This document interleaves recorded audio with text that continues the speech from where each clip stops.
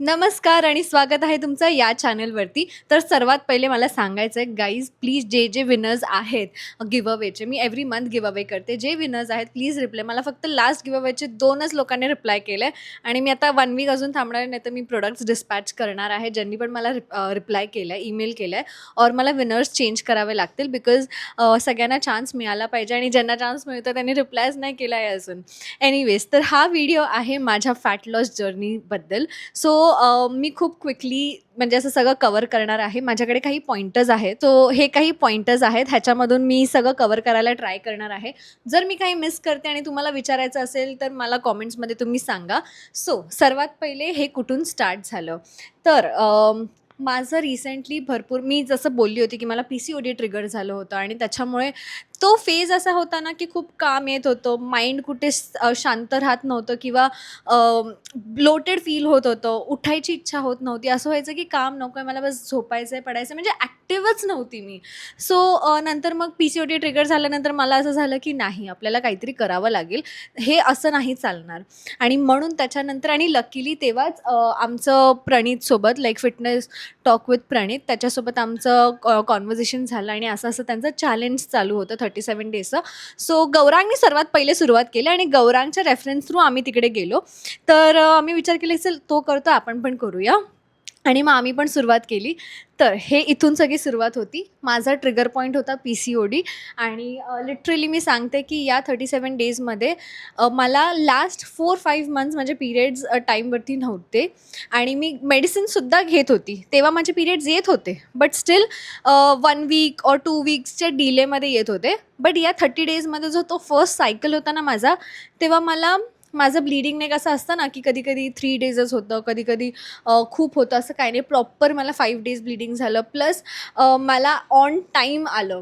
So I was like shock की okay, आपल्या बॉडीला मूवमेंट हवी आहे, त्याच्यानेच आपली PCOD जरा नॉर्मल होणार. बिकॉज बाकी असं काही नाही आहे. गोळ्यांमध्ये तुम्ही तुमचे हॉर्मोन्स वगैरे बॅलन्स करू शकतात, बट त्याच्यासोबत तुमची जर बॉडीची काही ॲक्टिव्हिटी नाही आहे तर त्या गोळ्यांना वर्क करायला खूप डिफिकल्ट जातं. सो ते एक होतं. सेकंड आहे अनहेल्दी हॅबिट्स माझे.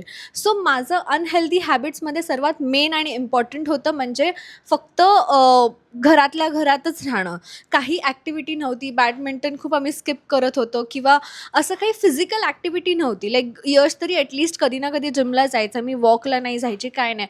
जे काय करते ते मी घरात करते. मी काम भरपूर करत होती, पण फिजिकल ॲक्टिव्हिटी अशी काहीच नव्हती. सो ते एक माझं अनहेल्दी होतं. माझं आणि फास्ट फूड तर आहेच आणि ते आपल्या सगळ्यांमध्येच आहे. ते म्हणजे बोलतात ना, ती हॅबिट आता सगळ्यांनाच लागलेली आहे आणि माझ्यातही होती. पण मी इतकं पण नव्हती खात फास्ट फूड, लाईक बर्गर्स वगैरे सतत सतत नव्हतं, बट होतं. खायची मी, म्हणजे बऱ्याच वीकमधून एकदा तरी आमचं असं मॅकडॉनल्ड्स किंवा असं काही ना काहीतरी असायचं. त्यानंतर मी माझं सगळं हे सगळं झालं की स्टार्ट कुठून झालं माझं अख्खी जर्नी. सो आता ते तुम्हाला कळालेलं आहे. मी फटाफट बोलते बिकॉज मला सगळे पॉईंट्स कवर करायचे आहेत आणि ही व्हिडिओ मला जास्त मोठी नाही करायची. तर सेकंड आहे की हे कसं म्हणजे सुरुवात झाली. तर सर्वात पहिले त्या लोकांनी फिटनेस टॉक इंडिया, त्यांचं ना एक हे आहे, लाईक प्रॉपर प्लॅन आहेत. असे चॅलेंजेस असतात 37 डेज, 97 डेज असं. तर आम्ही विचार केला की 37 डेज ट्राय करूया. आणि आमचं असं होत होतं ना की कधी कधी असं होतं की जोपर्यंत कोण डोक्यावर बसत नाही ना की करा, उठा या टाईमवरती, तोपर्यंत ना आपण स्किप करतो की हां जाऊ दे, उद्या जाऊ, परवा जाऊ, जिमचे मेंबरशिप भरतो पण आपण जात नाही. तेच आमच्यासोबत होत होतं. सो जेव्हा सर्वात पहिले आम्ही गेलो तर चॅलेंज जेव्हा सुरुवात झाला, डे 1ला चॅलेंज स्टार्ट व्हायच्या आधी आमचे ब्लड रिपोर्ट्स आले आणि ब्लड रिपोर्ट्समध्ये माझं Omega-3 कमी होतं. Omega-3 कारण की मी recently non vegetarian to vegetarian झाले, सो थोडंसं ते होणार वर खाली. मग त्याच्यानंतर माझं बाकी सगळं ओव्हरऑल वॉज गुड. सो असे काही सप्लिमेंट्स आहेत जे माझ्या बॉडीला गरजेचे होते माझ्या ब्लड रिपोर्टनुसार, ते त्यांनी मला रेकमेंड केले आणि ते लोकं लिटरली त्यांनी 2 तास आमचा कॉल घेतला. लाईक 4 आवर्स गेला, 2 आवर्स माझंच सगळं चालू होतं. हर एक लाईन ब्लड रिपोर्टची त्यांनी आम्हाला एक्सप्लेन केली.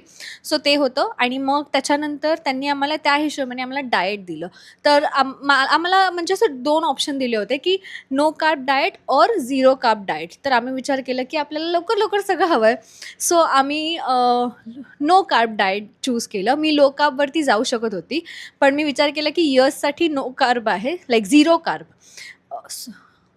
मी कन्फ्यूज तर नाही ना केलं. लो कार्ब आहे एक आणि एक झिरो कार्ब आहे. सो लो कार्बमध्ये तुम्ही ॲटलीस्ट एक भाकरी खाऊ शकतात किंवा 100 ग्रॅम्स ऑफ राईस. मला माहिती नाही इतकं in general, sorry in depth मला काय माहिती नाही लो कार्बचं डाएट कसं असतं, बिकॉज मी त्याच्यावरती डिस्कशन आम्ही कधी केलंच नाही. आमचं जे होतं ते होतं झिरो कार्ब.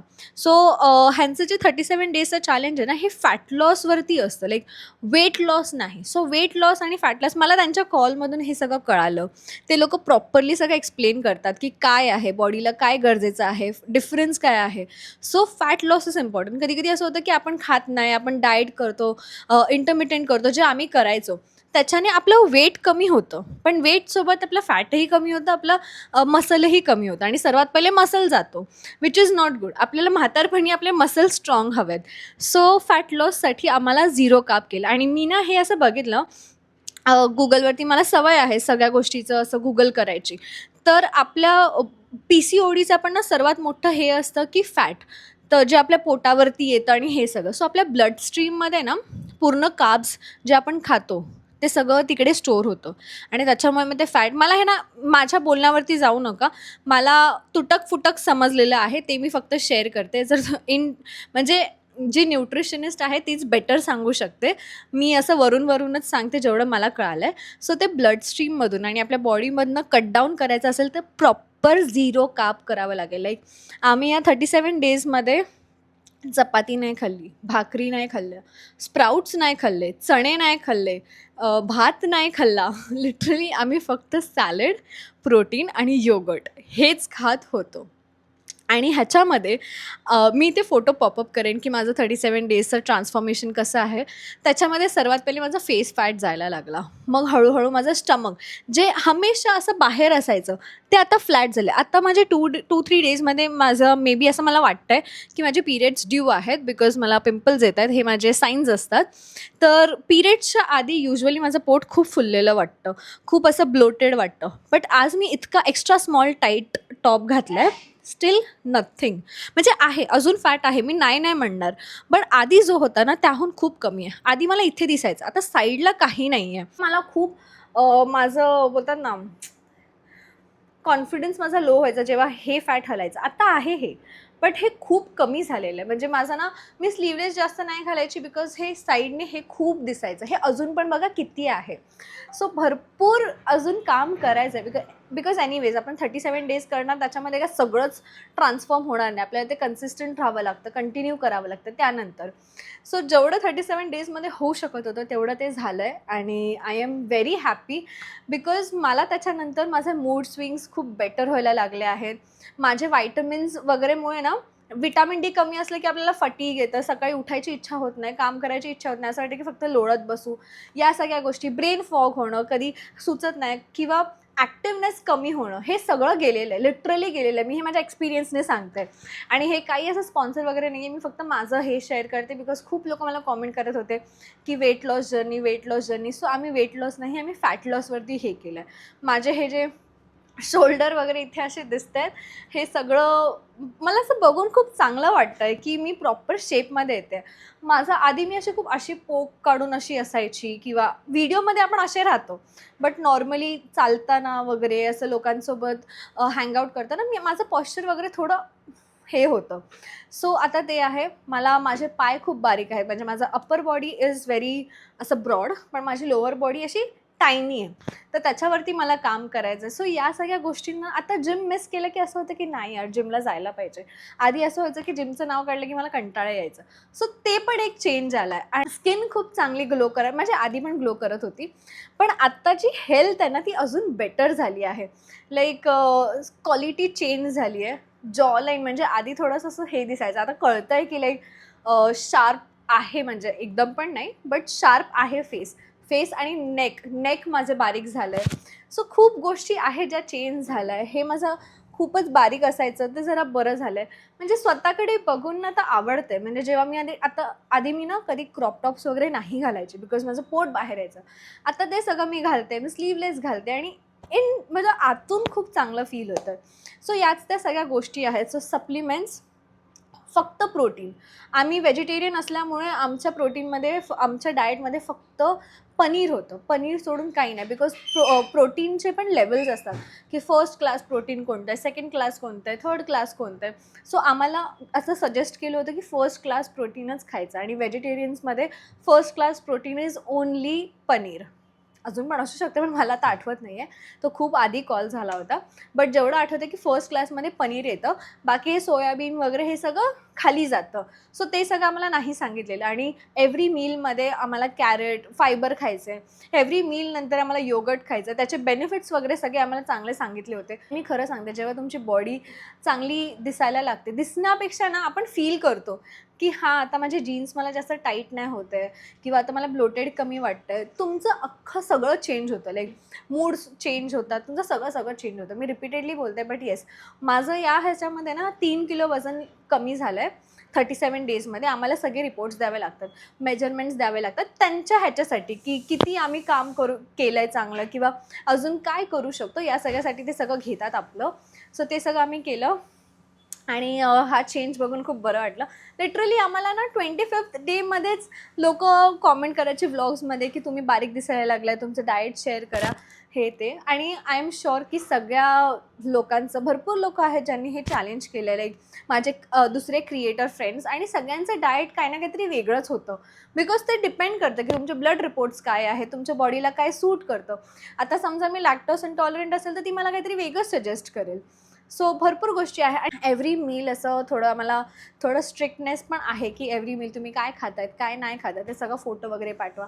सो मस्त सपोर्ट होता, सगळं होतं. आणि हेच माझं फॅट लॉस जर्नी होती. ह्याच्या व्यतिरिक्त असं काही नव्हतं.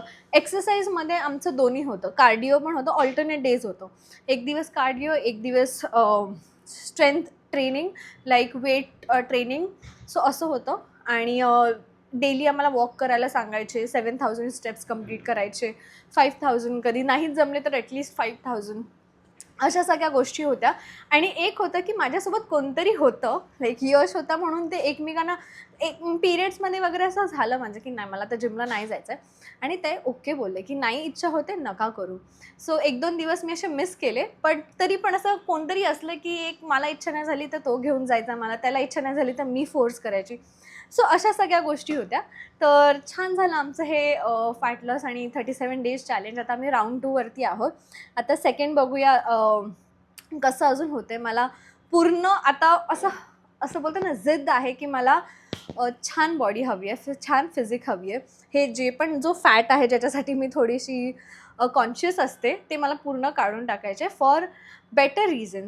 सो या, that was all for this video. I hope तुम्हाला हे काहीतरी हेल्प करेल, और तुम्हाला इन डिटेल आता कळालं असेल की हे कसं झालं आणि काय काय करावं लागलं.